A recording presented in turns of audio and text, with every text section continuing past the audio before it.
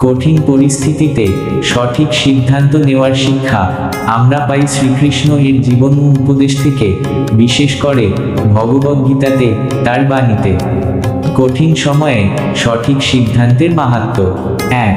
ধর্মকে প্রাধান্য দাও। শ্রীকৃষ্ণ শেখান, নিজের স্বার্থ নয়, ধর্ম ও ন্যায়ের পথ বেছে নেওয়াই প্রকৃত সাহস। 2. ভয় নয়, বিবেককে অনুসরণ করো।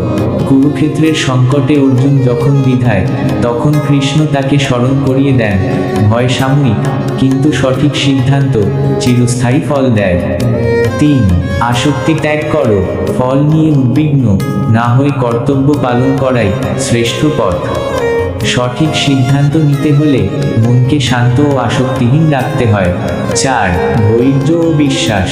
কঠিন পরিস্থিতি মানুষকে পরীক্ষা করে, কিন্তু ঈশ্বরে বিশ্বাস ও আত্মবিশ্বাস থাকলে সঠিক পথ স্পষ্ট হয়।